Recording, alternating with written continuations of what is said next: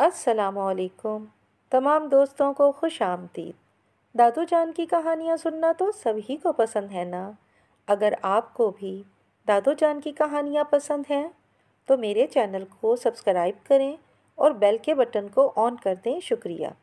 کسی شہر میں ایک امیر سوداگر رہتا تھا۔ روپے پیسے کی اس کے گھر میں کوئی کمی نہیں تھی۔ دور دراز ملکوں میں اس کا مال جاتا اور خوب منافع ہوتا۔ سوداگر کی 2 بیٹیاں تھیں۔ بڑی کا نام تھا زہرہ اور چھوٹی کا نام تھا مشتری۔ بچیاں بھی چھوٹی چھوٹی تھیں کہ ان کی ماں کا انتقال ہو گیا۔ سوداگر کو اپنی بیوی کی موت کا بہت صدمہ ہوا۔ اس نے پھر دوسری شادی نہیں کی، کچھ مرحومہ بیوی کی محبت میں اور کچھ اس خیال سے کہ سوتیلی ماں نہ جانے میری بچیوں کے ساتھ کیسا سلوک کرے۔ لیکن اب وہ اپنا زیادہ تر وقت سفر میں گزارنے لگا۔ بچیوں کی پرورش اور دیکھ بھال کے لیے ایک بوڑھی آیا تھی اور نوکروں کی پوری فوج ان کے اشارے کی منتظر رہتی۔ محل نما مکان تھا، کسی چیز کی کمی نہیں تھی۔ بیجا لاڈ پیار سے لڑکیاں بگڑ رہی تھیں۔ دونوں ہی نہایت خود پسند، ضدی، خود غرض، بدتمیز اور بد تہذیب بن گئی تھیں۔ کسی بات میں نہ سننے کی عادت نہیں تھی۔ نوکروں کی تو شامت آئی رہتی، ذرا ذرا سی بات پر کسی کے بال نوچ لیے، کسی کے کاٹ لیا، کسی کے ڈنڈوں سے پٹائی ہوئی۔ اس پر بھی بس نہ تھا، جب باپ گھر آتے تو ان سے نوکروں کی جھوٹی سچی شکایتیں لگاتیں اور جب تک پٹوا نہ لیتی مانتی نہیں تھیں۔ سوداگر جب آتے تو دنیا بھر کے قیمتی کھلونے لے کر آتے، بے جا ناز نخرے اٹھاتے اور اپنی غیر حاضری کی کسر پوری کرنا چاہتے۔ اس سے ان کا دماغ اور خراب ہو جاتا۔ ذرا غصہ آتا تو ہزاروں روپے کے کھلونے اٹھا کر پھینک دیتی، گھر کا قیمتی سامان توڑ دیتی۔ نہ باپ کچھ بولتے اور نہ کسی اور کو بولنے کی ہمت تھی۔ نوکروں کو تنخواہ اتنی اچھی ملتی تھی اور ہر طرح کا آرام تھا، سیاہ و سفید کے مالک بنے ہوئے تھے، اس لیے نوکری چھوڑ کر نہیں جاتے اور چپ چاپ ڈانٹ اور مار کھا لیتے تھے۔ جیسے جیسے بڑی ہوتی گئیں ان کی بدتمیزیاں اور بدمزاجیاں اور منمانیاں بڑھتی ہی گئیں۔ گھر کی طرف تو دیکھنے کا ہوش ہی نہیں تھا۔ ہر وقت اپنے بناؤ سنگھار اور سیر سپاٹوں سے فرصت ہی نہیں تھی۔ باپ نے پوری آزادی جو دے رکھی تھی اور بیٹیاں بالکل ہاتھ سے نکلی جا رہی تھیں۔ بوڑھی آیا کبھی سمجھانے کی کوشش کرتی تو بڑھیا کی شامت ہی آ جاتی، اس کے بال نوچ کھسوٹ کے رکھ دیتی تھیں۔ بڑی زہرہ میں تو کچھ لحاظ باقی تھا، لیکن چھوٹی مشتری کی ناک میں تو نکیل ہی نہیں تھی۔ ہر وقت گھر میں ایک ہنگامہ رہتا، جتنی دیر گھر میں رہتی کوئی نہ کوئی اس کے ظلم کا نشانہ ہی بنا ہوتا۔ لوگ ان کے گھر آنے جانے سے کتراتے تھے۔ سب کو اپنی عزت پیاری ہوتی ہے، کون بے عزتی کروانا چاہتا۔ لڑکیاں دھیرے دھیرے نوجوانی کی دہلیز پار کرنے لگیں تو باپ کو بھی کچھ ہوش آیا۔ یوں بھی سوداگر اب بوڑھے ہو چلے تھے اور کچھ جوان بیٹیوں کا خیال اب انہوں نے سفر پر جانا کم کر دیا تھا، شہر میں ہی رہ کر کاروبار سنبھالتے تھے۔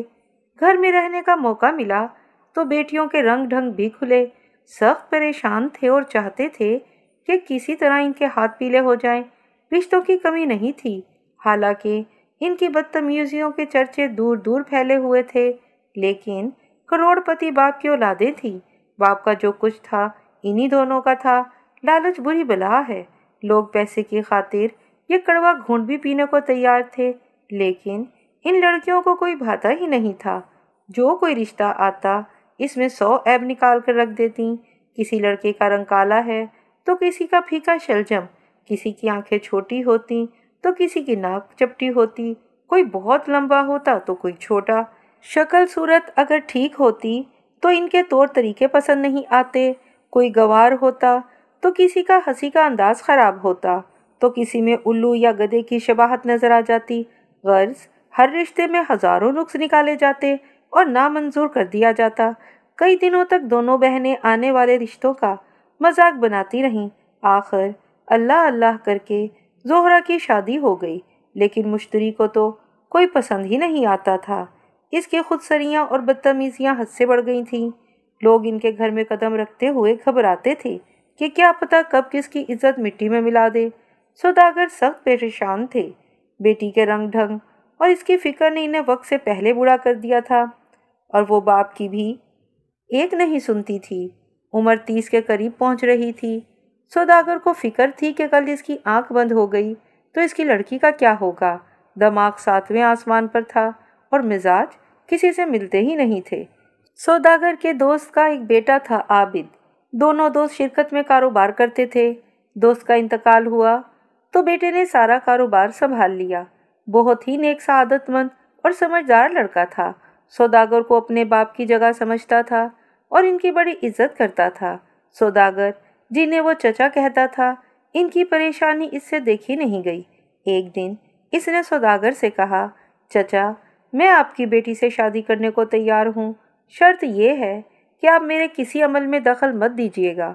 सौदागर ने कहा, बेटा वो तो ठीक है, लेकिन तुम बहुत अच्छे लड़के हो और मैं नहीं चाहता कि मेरी बेटी से शादी करके तुम जिंदगी भर की लानत अपने गले लगा लो। वो किसी तरह तुम्हारे लायक नहीं है। लड़के ने कहा, आप इसकी फिक्र ना करें, बस इतना कीजिए कि शादी के बाद जैसे ही मैं आपकी बेटी को रुखसत करवा के ले जाऊं, आप भी कहीं सफ़र पर निकल जाइएगा। नौकरों की छुट्टी करके मकान को ताला डाल दीजिएगा और अपनी बेटी के नाम के तमाम बैंक के खाते बंद करवा दीजिएगा ताकि वो पैसा ना निकाल सके। सौदागर राजी हो गए। अगले दिन आबिद सौदागर के घर पहुंचा। अभी जाकर बैठा ही था कि बावर्ची रोता हुआ आया और सौदागर से बोला, हजूर, कौरमे में नमक थोड़ा तेज हो गया था तो बीबी ने पूरी देगची मेरे सर पे दे मारी। इतने में कपड़े वाला चिल्लाता हुआ आया, बीबी को कोई कपड़ा पसंद नहीं आया सरकार, उन्होंने मेरे सारे थान कीचड़ में फेंक दिए। इसी वक्त नौकरानी रोती हुई आई कि कमरे की सफाई ठीक नहीं हुई थी तो बीबी ने मेरी चोटी काट दी।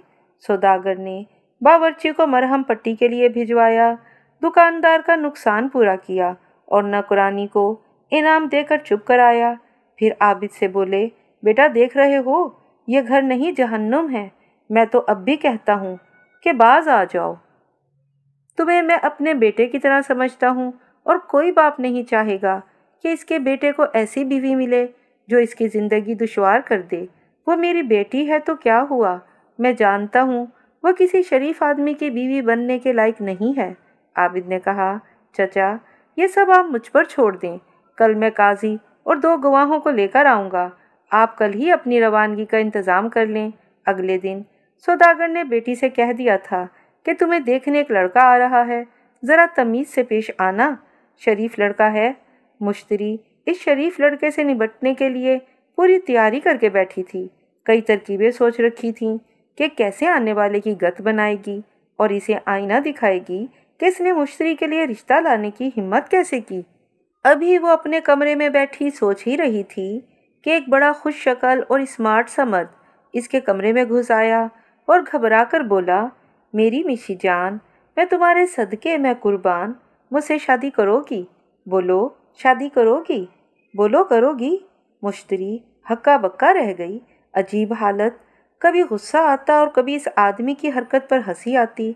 इसके होंठों पर हंसी देखकर आदमी चिल्लाया, तुम हंस रही हो, यानी कि तुम्हें मंजूर है? बोलो, मंजूर है ना? मुश्तरी को लगा कि कोई पागल इसके कमरे में घुस आया है। वो गुस्सा भूलकर इसे और दीवाना बनाने की गर्ज से बोली, हाँ मंजूर है, बोलो क्या करोगे? जवाब सुनकर वो आदमी रुका नहीं, बल्कि वैसे ही मंजूर है चिल्लाता हुआ वापस चला गया और बैठक में जाकर काजी साहब से बोला, आप निकाह पढ़वाइए, दुल्हन को मंजूर है। इस चीखो पुकार की आवाज़ आंगन में खड़े गवाहों ने भी सुनी थी जब मुश्तरी ने कहा था, हाँ मंजूर है। इससे पहले कि मुश्तरी कुछ समझ सकती, काजी साहब ने निकाह पढ़ा दिया। आबिद सौदागर से बोला, बस चचा, अब बेटी को रुखसत कर दीजिए, घर को ताला लगाकर चले जाइए। और फिर शोर मचाता हुआ घर में दाखिल हुआ। मिशी जान, मैं तुम्हारे सदके मैं कुर्बान, हमारा निकाह हो गया है, चलिए अब घर चलते हैं। मुश्तरी तेजी से बदलते हुए हालात पर हैरत से गूंगी हो गई थी। इस आदमी ने जब हाथ पकड़ा तो इसने गुस्से से झटकना चाहा। इस पर इसने पीछे से इतनी जोर से गर्दन पकड़ी कि लगा टूट जाएगी। मुश्तरी को लगा कि किसी पागल से साबका पड़ गया है। डर लगने लगा कि कहीं जान से ना मार दे। चारों तरफ देखा, न कोई नौकर नजर आया और ना सौदागर ही मौजूद थे। आबिद इसी तरह इसे खींचता हुआ बाहर लाया। बाहर एक शानदार कार और एक मरगला सा टट्टू खड़ा था। कार के चारों पहियों की हवा निकली हुई थी। आबिद ने कार को ठोकर मारकर कहा, मेरी मिशी जान, मैं आपके सदके मैं कुर्बान। ये गाड़ी आपके लायक ही नहीं है। मैं आपके लिए ये शाही सवारी लाया हूँ। इस पर घर चलते हैं। आबिद ने सख्ती से इसे पकड़कर टट्टू पर बिठाया और पीछे खुद बैठा और जोर से 2-1 चाबुक टट्टू को मारे और 1-2 मुश्तरी के। टट्टू धीरे धीरे चलने लगा। मुश्तरी के बदन में काटो तो लहू नहीं। इसे यकीन हो गया कि वो किसी पागल के हत्थे चढ़ गई है। अगर ज़रा चूंचरा की तो ये गला ही काट देगा। सारी बोलती बंद हो गई और गुस्सा रफू चक्कर हो गया। डर के मारे रंग सफ़ेद पड़ गया। कुछ समझ ही नहीं आ रहा था कि आखिर ये हुआ क्या है। सारे नौकर कहाँ मर गए थे, इसके बाप कहाँ चले गए थे और ये पागल घर में कैसे घुस आया। पूछे तो किससे पूछे। पागल हर 2 कदम के बाद 1-2 चाबुक टट्टू को मारता और 1 आध मुश्तरी के। वो सी करती तो कहता, अरे आपके लग गई क्या? माफ़ कर दीजिए मेरी मिशी जान, ये नालायक घोड़ा है, बहुत ही बदजात। न जाने कौन से सुनसान रास्तों से लेकर आया कि वो किसी को मदद के लिए भी ना पुकार सकी। आखिर एक छोटे से मकान पर पहुँचे जिसमें सिर्फ 2 कमरे थे। खिड़कियों में सलाखें लगी थीं और आसपास कोई और मकान भी नहीं था। रास्ते भर चाबुक खा खा कर तकलीफ और खौफ से मुश्तरी के कसबल निकल चुके थे। उसे यकीन हो गया था कि वो किसी पागल के हत्थे चढ़ गई है। चुप रहने में ही आफियत है, ना जाने कब गला घोटकर किस्सा ही तमाम कर दे। पागल जो ठहरा। कमरे में एक बान का पलंग पड़ा था जिस पर दरी बिछी हुई थी। एक कुर्सी थी और एक कोने में सुराही और गिलास रखा था। कमरे में पंखा भी नहीं था। एक छोटा सा बल्ब छत से लटक रहा था और पलंग पर हाथ का पंखा पड़ा था। आबिद बोला, मेरी मिशी जान, मैं आपके सदके मैं कुर्बान। आप बहुत थक गई होंगी, आप यहाँ आराम करें। मुझे एक ज़रूरी काम याद आ गया है, मैं अभी आता हूँ। और वो दरवाज़ा बंद करके चला गया। बाहर से कुफल में चाबी घूमने की आवाज़ आई। मुश्तरी ने इत्मीनान का सांस लिया कि पागल से कुछ देर के लिए पीछा तो छूटा, लेकिन सकून कहाँ। महलनुमा मकान की शाही ख्वाबगाह में गद्देदार मखमल और रेशम के बिस्तर पर सोने वाली और बान की चरपाई जिसको इसके नौकर भी इस्तेमाल नहीं करते थे, मजबूरन इस दरी पर बैठ गई। जिस्म का जोड़ जोड़ दुख रहा था और इस पर गर्मी की शिद्दत। इसकी ख्वाबगाह में बिजली के पंखे के अलावा हर तरफ खस के पर्दे पड़े हुए थे जिस पर पानी छिड़कने के लिए एक नौकर मुकर्रर था। और कहाँ ये हाथ का पंखा जो इसने ज़िंदगी में कभी छुआ भी नहीं था, लेकिन मजबूर होकर वही झेलना पड़ा। ज़रा ही देर में हाथ में छाले पड़ गए और खून रिसने लगा। उठकर सुराही से पानी पिया। सख्त भूख लग रही थी, सुबह से कुछ नहीं खाया था। बाप ने आने वाले मेहमान के लिए बहुत कुछ पकवाया था, लेकिन मुश्तरी ने सोचा था कि शादी के उम्मीदवार को घर से निकालकर आराम से बैठकर खाएगी। क्या पता था कि मुसीबत आ पड़ेगी। कभी बहुत गुस्सा आता, जी चाहता कि ये सुराही, गिलास, पंखा सब उठाकर फेंक दे, लेकिन फिर इस पागल का ख्याल आता और जिस्म पर चाबुक के निशान दुखने लगते। यही सब सोचते सोचते आंख लग गई। मिसल मशहूर है कि नींद कांटों पर भी आ जाती है। न जाने कितनी देर सोई होगी। आंख खुली तो जिस्म पसीने से तरबतर हो रहा था। कमरे में अंधेरा फैल चुका था। गले में कांटे पड़ रहे थे और भूख से आंतें ऐंठ रही थीं। टिटोल कर लाइट जलाई। कमरे में पीली सी रोशनी फैल गई। सुराही से पानी पिया। दरवाज़ा हिलाकर देखा। खिड़की के बाहर फैले अंधेरे से डर लगने लगा। थक हार कर फिर इसी पलंग पर बैठ गई जिसके खटमलों ने दोपहर भर काटा था। रात हुई तो मच्छर भी निकल आए। गर्मी, मच्छर, खटमल, भूख, अंधेरा और ऊपर से डर, ऐसे हालात के बारे में तो इसने ख्वाब में भी नहीं सोचा था। बेबसी और बेचारगी की हद हो गई तो बेचारी फूट फूट कर रोने लगी, लेकिन रोने से मसाइल हल नहीं होते। न जाने किस तरह सोते जागते रोते धोते सुबह हुई। सुबह दरवाज़ा खुला और आबिद एक हाथ में मिट्टी के बर्तन में चाय और डबल रोटी लिए अंदर दाखिल हुआ। सुबह बखैर मिशी जान, मैं आपके सदके मैं कुर्बान। رات کیسی گزری؟ مجھے خیال ہی نہیں رہا کہ آپ بھوکی ہوں گی۔ کام میں ایسا الجھا تھا کہ صبح ہوگی۔ دیکھیے، میں آپ کے لیے اسپیشل سوندھی سوندھی چائے خود اپنے ہاتھ سے بنا کر لایا ہوں۔ چلیے ناشتہ کر لیجئے۔ مشتری کا جی چاہا کہ چائے اس کے منہ پر دے مارے، لیکن ایک تو پاگل کا ڈر، اوپر سے بھوک اپنی آخری حدود کو چھو رہی تھی۔ چپ چاپ ڈبل روٹی چائے میں بھگو کر حلق سے اتاری۔ وہ جس کی ناشتے کی میز دنیا کی نعمتوں سے بھری ہوتی تھی اور ذرا کمی بیشی ہونے پر کھانے کی چیزیں اٹھا اٹھا کر پھینک دیا کرتی تھی، آج چائے اور سوکھی ڈبل روٹی کا ناشتہ کر رہی تھی۔ اپنی مجبوری پر آنکھ سے آنسو نکل آئے۔ عابد کرسی پر بیٹھا اسے غور سے دیکھ رہا تھا۔ اس کے آنسو دیکھ کر بولا، میری مشی جان، میں آپ کے صدقے آپ کے قربان۔ آپ کی آنکھوں میں آنسو کیوں؟ کیا ناشتہ پسند نہیں آیا؟ لائیے اسے پھینک دوں، دوسرا ناشتہ لاؤں گا جو آپ کے لائق ہو۔ عابد نے ہاتھ بڑھایا تو مشتری گھبرا کے بولی، نہیں نہیں ٹھیک ہے۔ اسے لگا کہ 24 گھنٹے کے بعد تو یہ سوکھی ڈبل روٹی ملی ہے، یہ بھی پھینک دی تو نہ جانے کب کھانے کو ملے گا۔ کھانے کے بعد مشتری نے ڈرتے ڈرتے اس کی طرف دیکھا۔ وہ ہاتھ میں پکڑے چابک کو گھما رہا تھا۔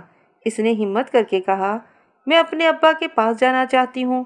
عابد بولا، آپ کے ابا تو سفر پر نکل گئے۔ انہیں اطمینان ہو گیا کہ بیٹی اپنے گھر کی ہو گئی۔ مشتری نے جل کر سوچا، خاک گھر کی ہو گئی، گھر سے بے گھر ہو گئی ہوں، لیکن صرف اتنا بولی، مجھے گھر پہنچا دیجئے۔ مشی جان، میں آپ کے صدقے میں قربان۔ اب یہی آپ کا گھر ہے۔ اس گھر میں تو آپ کے والد تالا ڈال گئے ہیں اور نوکروں کی چھٹی کر دی ہے۔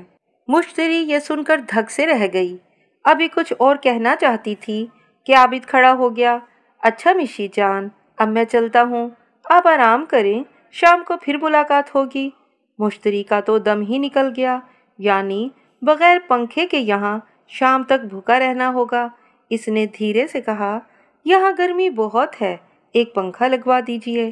عابد ایسے بولا کہ جیسے اسے پتہ ہی نہ ہو۔ ارے یہاں پنکھا نہیں ہے، بڑے نالائق ہیں یہ لوگ۔ میں نے بجلی والے سے تاکید کر دی تھی کہ ہماری دلہن آ رہی ہیں، یہاں پنکھا لگا دے۔ ابھی جا کے اس کی خبر لیتا ہوں۔ اور وہ تالا لگا کر چلتا بنا۔ مشتری پھر اپنی قسمت کو رونے کو تنہا رہ گئی۔ دوپہر جیسے تیسے کاٹی۔ شام کو عابد آیا، ساتھ میں ایک نوکر کھانے کا خوان اٹھائے ہوئے تھا۔ اسے ایک اسٹول پر رکھ دیا۔ نوکر وہیں کھڑا ہو گیا۔ خوان میں طرح طرح کے کھانے سجے ہوئے تھے۔ مشتری کا بھوک سے برا حال تھا، جلدی سے اٹھ کر بیٹھ گئی۔ عابد بولا، ٹھہریے، پہلے میں چکر دیکھ لوں، یہ میری مشی جان کے کھانے کے لائق ہے بھی کہ نہیں۔ بہت نازک مزاج ہیں یہ۔ عابد ہر پلیٹ میں سے 2 نوالے کھاتا، کھانے میں عیب نکالتا اور نوکر کو ڈانٹتا، یہ کھانا پکایا ہے تم نے، یہ ہماری بیگم کے کھانے کے لائق نہیں ہے۔ آخر میں ایک کٹورے میں پتلی سی دال اور 2 روٹیاں بچیں، وہ اس نے مشتری کے آگے رکھ دیں۔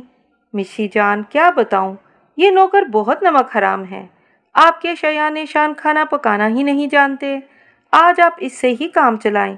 مشتری نے سوچا کہ ابھی پہاڑ سی رات پڑی ہے، اگر یہ کھانا بھی لے گیا تو کیا ہوگا۔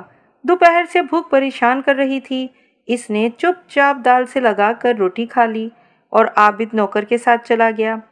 2 دن ایسے ہی چلا۔ تیسرے دن اتنا ہوا کہ عابد بجائے کمرے میں تالا لگانے کے گھر میں تالا لگا کر گیا۔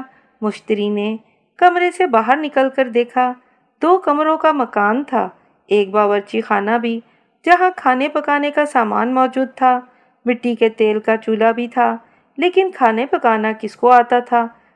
چولہا جلاتے ہوئے ضرور ایک آدھ بار نوکروں کو دیکھا تھا، لیکن جلانا کون جانتا تھا؟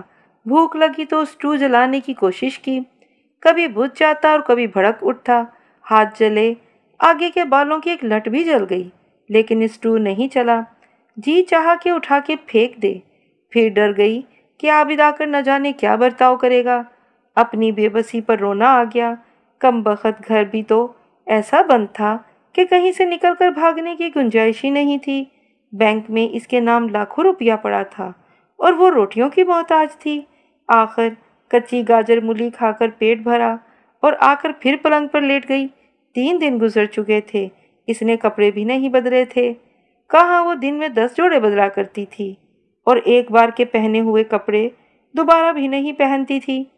نوکروں کو بخش دیے جاتے تھے اور کہاں 3 دن سے ایک ہی جوڑا پہنے تھی جو پسینے میں بس گیا تھا۔ چوتھے دن عابد آیا تو اپنے ساتھ کپڑے والے کو بھی لایا اور بولا، میری مشی جان، میں آپ کے صدقے میں قربان، میں بھی کتنا بھلکڑ ہوں، مجھے یاد ہی نہیں رہا کہ آپ نے کئی دن سے لباس تبدیل نہیں کیا، میں اب کپڑے والے کو ساتھ لایا ہوں، آپ کپڑے پسند کر لیں۔ کپڑے والے نے کپڑے دکھانے شروع کیے، ریشم اطلس کے کچھ ڈیزائن اسے پسند آئے، کہنے لگی، ہاں یہ ڈیزائن مجھے پسند ہیں، میں بہت دن سے اس کی تلاش میں تھی۔ عابد بولا، یہ آپ پہنیں گی؟ آپ نہیں مشی جان، یہ آپ کے لائق نہیں ہے، اور اسے اٹھا کر پھینک دیا۔ کیسا کپڑا لائے ہو جو ہماری بیگم کے قابل ہی نہیں ہے، اور کچھ دکھاؤ۔ وہ بڑھیا کپڑے دکھاتا رہا اور یہ تھان اٹھا اٹھا کر پھینکتے رہے۔ کپڑے والے کو پہلے ہی سمجھا دیا گیا تھا کہ تمہارا جو نقصان ہوگا وہ میں بھر دوں گا۔ آخر ایک سستا سا سوتی چھینٹ کا کپڑا پسند کیا۔ مشی جان، یہ آپ کے لیے مناسب ہے، میں آج ہی سلوا کر لاتا ہوں۔ عابد کپڑے والے کے ساتھ چلا گیا اور مشتری کے پاس رونے کے سوا کوئی چارہ نہیں تھا۔ اگلے دن کپڑے سل کر آ گئے جن میں نہ کوئی تراش خراش تھی اور نہ ہی کوئی فیشن۔ مشتری، جو شہر کی سب سے زیادہ فیشنیبل لڑکی سمجھی جاتی تھی، اس نے بے چوں چرا نہا کر وہ لباس پہن لیا۔ 2 مہینے گزر گئے۔ دھیرے دھیرے کچھ سہولتیں ملنی شروع ہوئیں، مثلاً کمرے میں پنکھا لگ گیا، ایک بڑھیا ملازمہ آ گئی جو برا بھلا کھانا پکا دیا کرتی تھی، لیکن مشتری باہر کی دنیا دیکھنے کو ترس گئی تھی۔ سارا غصہ، اکڑ، بدتمیزی غرور ناک راستے نکل گیا تھا۔ عابد کے اشاروں پر ناچنے لگی تھی۔ 3 ماہ کے بعد جب مشتری بالکل ہی سیدھی ہو چکی تھی، ایک دن عابد ایک اٹیچی لے کر آئے اور مشتری سے کہا، اس میں کچھ کپڑے ہیں، جاؤ غسل کرو اور کوئی اچھا سا جوڑا پہن لو۔ مشتری اٹیچی لے کر کمرے میں آئی، کھول کر دیکھا تو حیران رہ گئی۔ بہت ہی اعلیٰ درجے کے قیمتی اور خوبصورت کئی جوڑے رکھے تھے، جیسے وہ پہنا کرتی تھی، اس سے بھی زیادہ قیمتی، ساتھ میں سنگھار کا سامان اور زیور بھی تھے۔ مشتری کو بڑی دیر تک تو یقین ہی نہیں آیا کہ یہ مہربانی اس کے لیے ہے، پھر ڈر لگا کہ کہیں عابد اپنا ارادہ ہی نہ بدل دے۔ ایک اچھا سا جوڑا نکالا اور غسل کر کے پہن لیا۔ بہت دنوں کے بعد سنگھار کیا، زیور پہنا، تیار ہو کر باہر آئی تو عابد تھوڑی دیر کے لیے مبہوت سے رہ گئے۔ خوبصورت تو وہ تھی ہی، غرور، نخوت اور بدتمیزی نے سارا حسن بگاڑ دیا تھا۔ اب انسانیت کے جامے میں آئی تو سچ مچ حسین لگنے لگی۔ عابد اس کو لے کر باہر آئے جہاں ایک شاندار کار ماں ڈرائیور کے موجود تھی۔ عابد اسے اپنے ساتھ لے کر ایک بے حد شاندار اور خوبصورت بنگلے میں پہنچے۔ مشتری کو یہ سب خواب جیسا لگ رہا تھا۔ شرفو نے دروازہ کھولا، ملازم نے اٹیچی اٹھائی، عابد کے پیچھے پیچھے چلتے ہوئے دھیرے سے پوچھا، یہ کس کا گھر ہے؟ عابد کو اس کی سادگی پر ہنسی آ گئی۔ اس نے بتایا، مشی جان، یہ تمہارا بلکہ ہمارا گھر ہے، ہمارے ہونے والے بچوں کا گھر ہے۔ مشتری نے پوچھا، تو پھر وہ کس کا گھر تھا جس میں اتنے دن رہی؟ عابد نے کہا، وہ تمہاری امتحان گاہ تھی، وہاں سے کامیاب ہو کر تم یہاں تک پہنچی ہو۔ باتیں کرتے ہوئے دونوں اندر آئے تو مشتری کے لیے ایک اور حیرت کا سامنا تھا۔ بیٹھک کے کمرے میں اس کے والد، بہن زہرا اور بہنوئی موجود تھے۔ مشتری ان سے ایسے ملی جیسے صدیوں سے بچھڑی ہوئی تھی۔ سوداگر بیٹی کے رنگ ڈھنگ دیکھ کر حیران تھے۔ انہوں نے اسے اور عابد دونوں کو گلے سے لگا لیا اور ان کی آنکھوں سے آنسو بہنے لگے۔ دونوں بہنیں اندر چلی گئیں اور سوداگر شکرانے کے نفل پڑھنے چلے گئے تو دونوں ہم زلف تنہا رہ گئے۔ زہرا کے میاں نے عابد سے پوچھا، کیوں میاں، کتنے جوتے روز کھاتے ہو؟ عابد نے جواب دیا، جوتے کھانے والے اور ہوتے ہوں گے، ہم تو حکم چلاتے ہیں۔ ہم زلف بولے، رہنے دو یار، مشتری کی بد مزاجی سے ایک زمانہ واقف ہے، الو کسی اور کو بنانا۔ عابد بولے، ہاتھ کنگن کو آرسی کیا، ہم دونوں اپنی اپنی بیویوں کو بلواتے ہیں، دیکھتے ہیں کہ پہلے کس کی بیوی آتی ہے۔ دونوں میں شرط لگ گئی۔ पहले ज़ोहरा के मियाँ ने नौकर से कहा, जाओ हमारी बेगम से कहो कि हमने बुलाया है। नौकर ने आके कहा, बीबी आपको साहब बुला रहे हैं। ज़ोहरा बोली, इनसे कह दो कि अभी आ जाऊंगी, इतने दिन के बाद बहन मिली है, बातें कर रही हूँ। नौकर ने आके जवाब दोहरा दिया। आबिद ने कहा, अब हमारी बेगम से जाकर कहो कि साहब बुला रहे हैं। नौकर ने जाकर मुश्तरी से कहा कि आपको साहब बुला रहे हैं। वो फ़ौरन उठकर भागी। ज़ोहरा रोकती रह गई, लेकिन वो बोली, नहीं आपा, वो नाराज़ हो जाएंगे। 2 मिनट के अंदर मुश्तरी मियाँ के बुलावे पर बैठक में पहुँच गई। ज़ोहरा के मियाँ ने हैरत से देखा। आबिद बीवी से बोले, मैंने ये कहने के लिए बुलाया है कि मेहमानों के लिए भी खाना लगवाइए। मुश्तरी ने कहा, जी अच्छा, और ये कहकर फ़ौरन ही बावर्ची खाने की तरफ चली गई। आबिद ज़ोहरा के मियाँ से बोले, अब क्या कहते हो? ज़ोहरा के मियाँ ने कहा, यार तुमने तो वाकई कमाल कर दिया, मैं शर्त हार गया, जो कहो करने को तैयार हूँ। आबिद बोले, तुमसे क्या मांगूँ भाई, तुम तो बड़े हो। एक नसीहत याद रखना, बीवी के साथ प्यार मोहब्बत से रहो, लेकिन इसे सर पर मत चढ़ाओ, हमेशा खुश रहोगे।